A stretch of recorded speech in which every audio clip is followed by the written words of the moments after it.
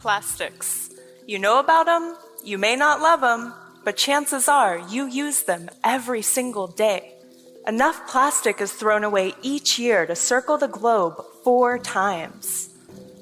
By 2050, researchers estimate that there will be more plastic in the ocean than fish. And for so long, we felt like we didn't have a choice. We didn't have any alternatives. But that's not necessarily true. You can make plastic from soy, you can make plastic from grass, you can make plastic from corn.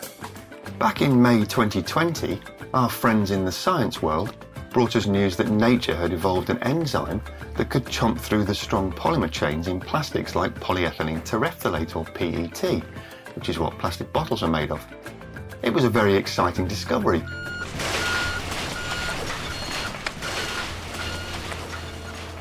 We all know there's too much plastic waste. While most of us try to do our part by recycling, the truth is, less than 10% of plastic is actually recycled. Most plastic piles up in landfills and waterways. Fish, turtles, and even small deep-sea creatures have been found with microplastics in their stomachs. Microplastic has even been found in human bloodstreams. In this episode, we talk with 4 people who are tackling the problem in different ways. We'll hear from scientists and even an artist about what they're doing to reduce plastic waste. I'm Teresa Brady, and you are listening to I Am Bio.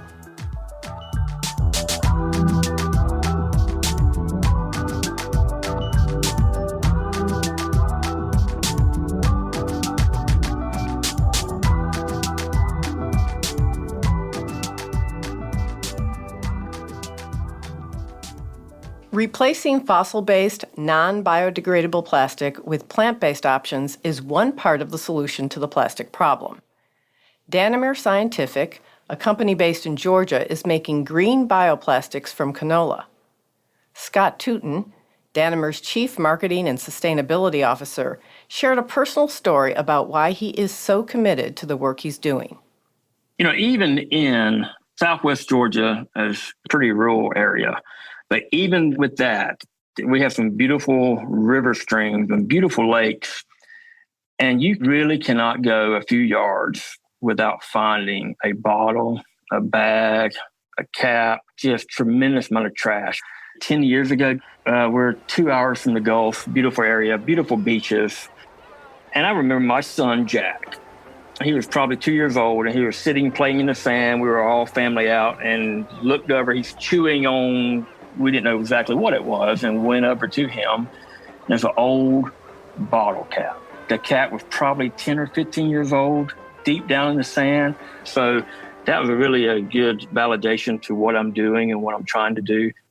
Danimer is working on a biopolymer material that looks and feels exactly like plastic. But it's marine biodegradable, meaning it dissolves in ocean water.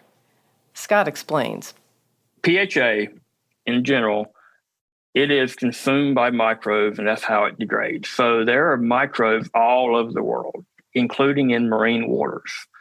So if you have an article that accidentally gets flushed out of the river systems into the oceans, that's how most of the plastics gets into our oceans, to our river systems, then the microbes in the ocean will eventually consume the PHA package as a food source.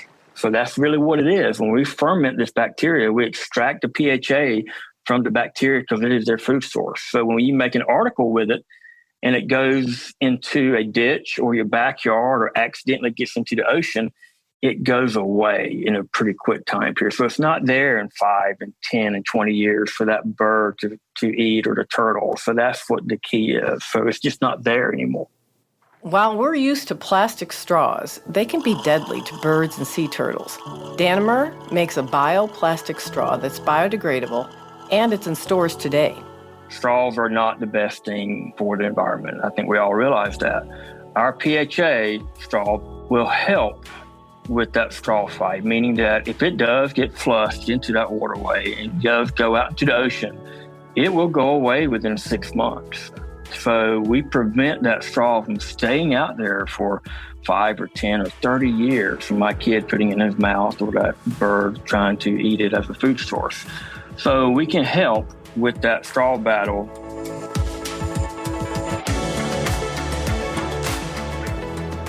Whether it's a drinking straw, water bottle, a candy wrapper, or any one of the many plastic products we use every day, Scott says bioplastics aren't just good for the environment, they're good business.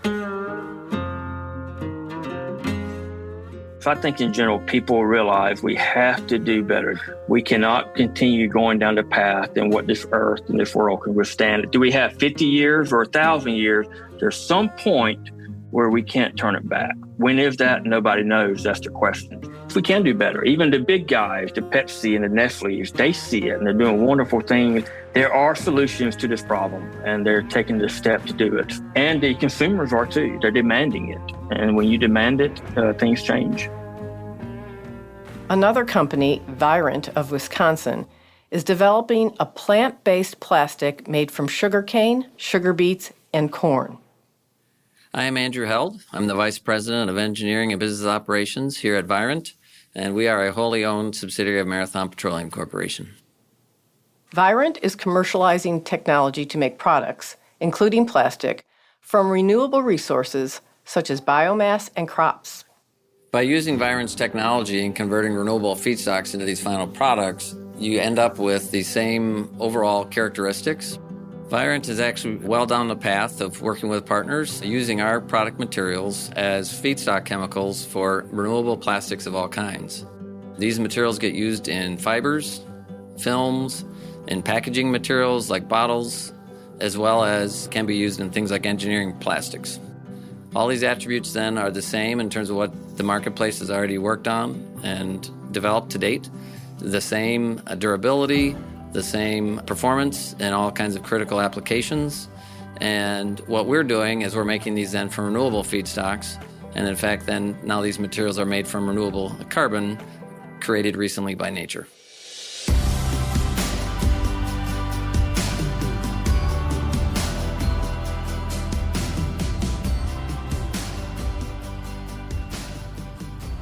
Andrew says the market is ripe for bioplastics. The overall product markets for bioplastics are very attractive. With our strategic partners, as well as looking at the marketplace more broadly, there's a lot of activity in this space. There's a lot of people pursuing a variety of options. For example, in Virent's case, we've done a lot of work with several key strategic partners, one of them being Coca-Cola.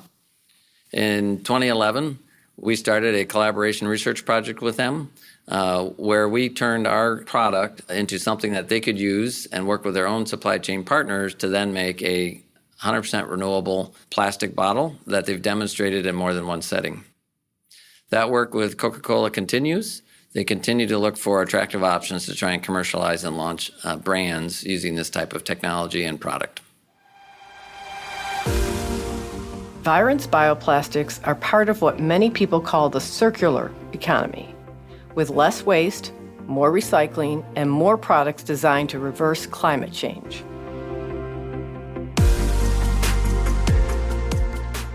As we look at the circular economy, clearly things like reduce, reuse, and recycle need to continue and even improve.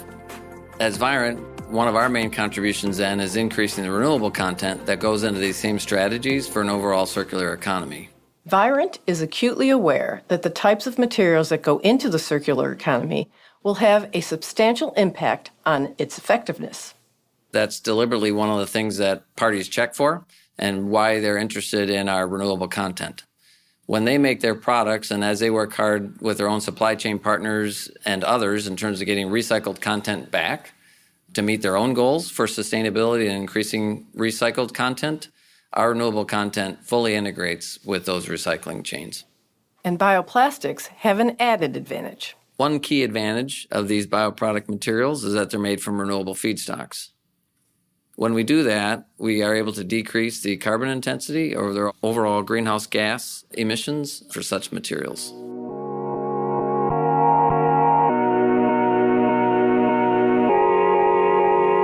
When we come back from a break, we'll hear from a researcher who's doing groundbreaking work on microbes that can eat plastic waste.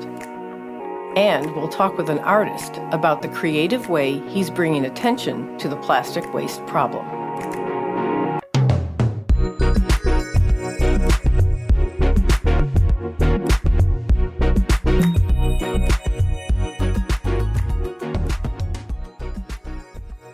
As we head into the winter months, Bio is preparing for some great events in 2023. Visit bio.org/events to find out more. And don't forget to check out bio.news. Bio.news is a daily news website exploring the intersection of biotech innovation and U.S. and international policy.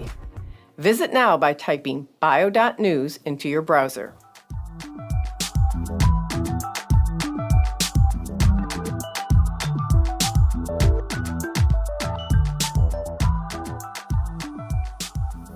The plastics were invented to last almost forever. My parents' generations want to have something that lasts long to save money. Over the several decades, the plastic waste accumulation is so huge that we should act now.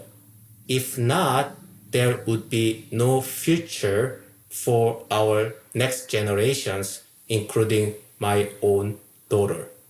Today, we also talk with Dr. Seok Moon, an associate professor of energy, environmental, and chemical engineering at Washington University in St. Louis, Missouri.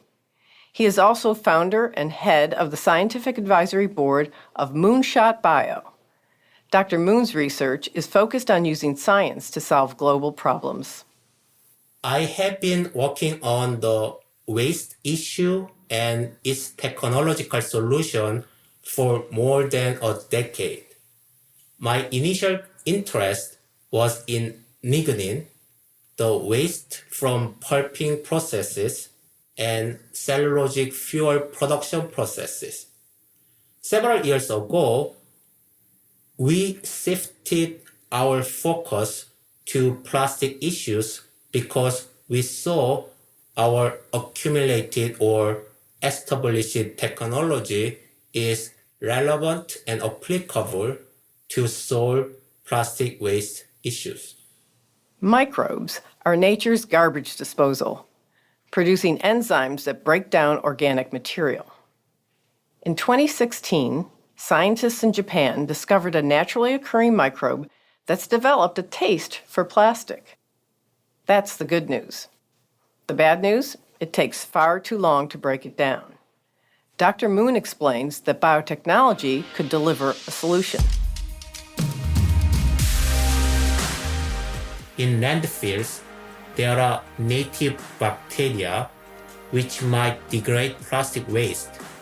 However, the entire process takes at least several months if you rely on just native bacteria.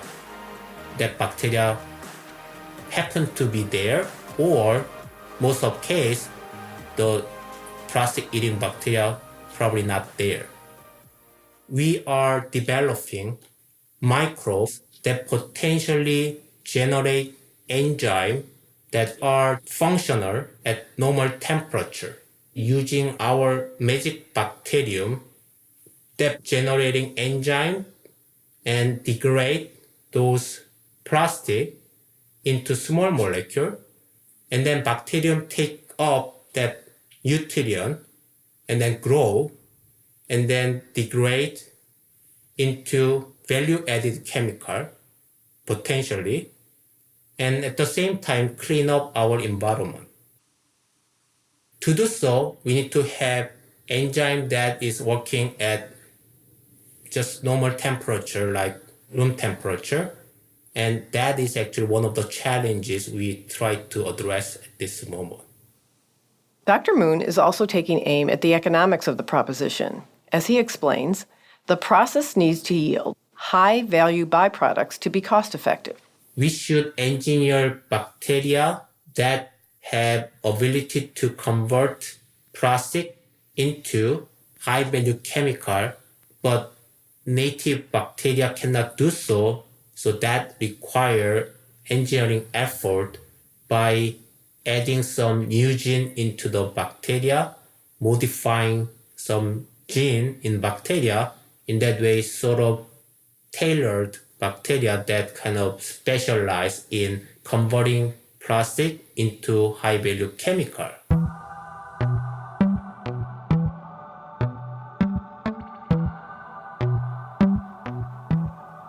If these newly created microbes are so powerful they can break down plastic, is there a risk they might evolve into something we can't control?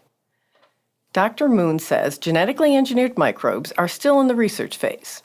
They won't be used in landfills until they're approved by regulatory agencies, and until researchers know they can turn off certain traits or engineer the microbes to self-destruct after their job is done. So that is one of the challenges when it comes to environmental application of engineered bacteria, because we do not know what type of consequence will occur when those bacteria release into the environment.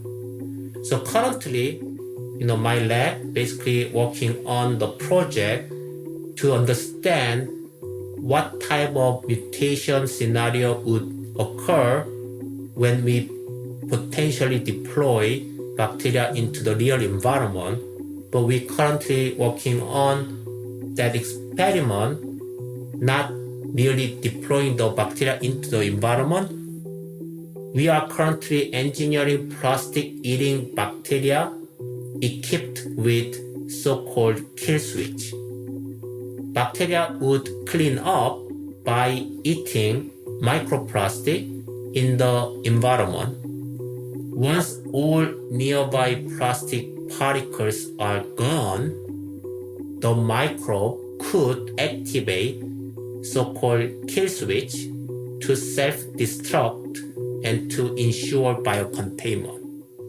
We are all trying in our own ways to mitigate the plastics problem, whether it is researching scientific discoveries, limiting our use of plastics, or raising awareness. I am Ben Lear. I am a filmmaker and musician. Ben found his own way to create change. He wrote a folk opera entitled Lillian about the Great Pacific Garbage Patch, a large area of floating debris in the northern Pacific Ocean.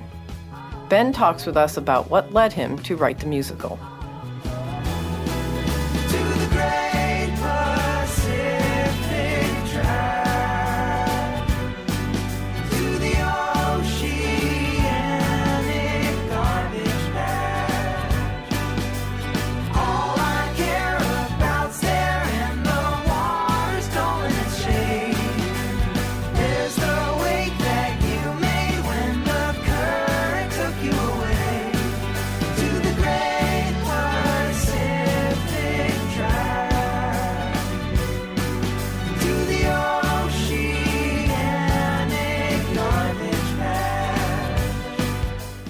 When I was in college, around 2009, I remember my mom sending me an article about the Great Pacific Garbage Patch. And without seeing it firsthand, it sounded like this kind of mystical island in the middle of nowhere that is just mountains of trash that people had thrown away over the course of their lives and had kind of gathered into this swirling mass. Of course, it struck me as tragic and predictable, honestly, when I thought about it. But it also inspired me creatively. Yes, these are imaginary friends. Yes, these are Everything flows out into the ocean eventually, including the plastic waste that we throw away and don't think twice about. Just because something's out of sight and out of mind doesn't mean it stops existing. Instead, it's carried by the tides deeper into the ocean, collecting in these gyres that are swirling plastic, breaking it down into smaller and smaller pieces that are digestible by fish and other marine life. And just because things can be broken down into smaller and smaller pieces doesn't mean they ever go away. Eventually they become so small we can hardly even see them. But they're still big enough to harm the natural world.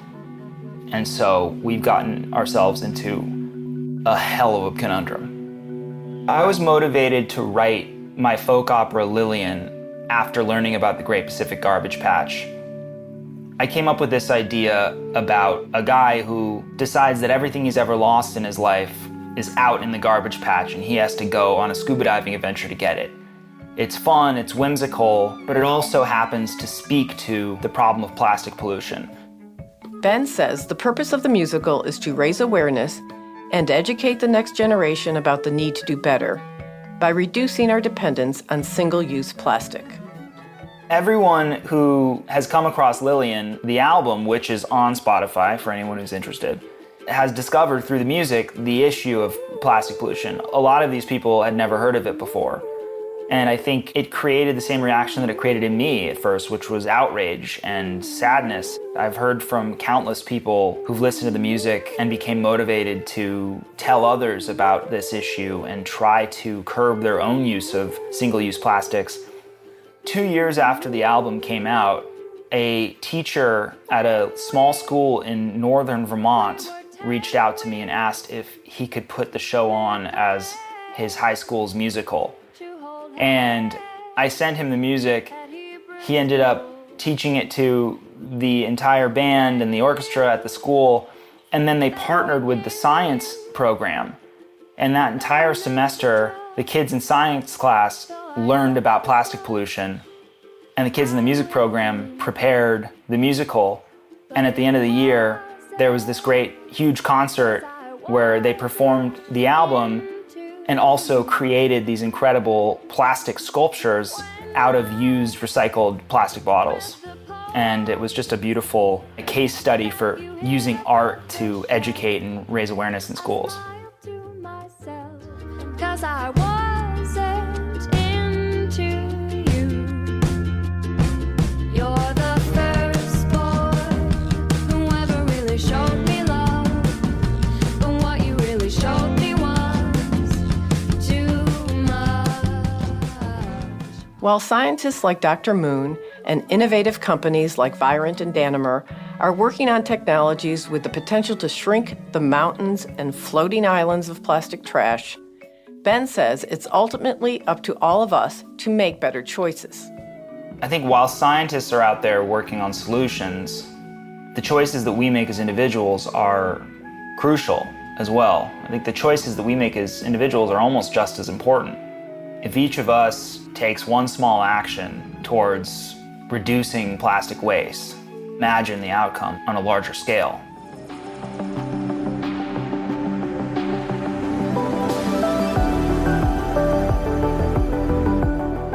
I want to thank Dr. Moon, Andrew, Scott, and Ben for talking about solutions to this massive problem, from tiny microbes to bioplastics to raising awareness through art.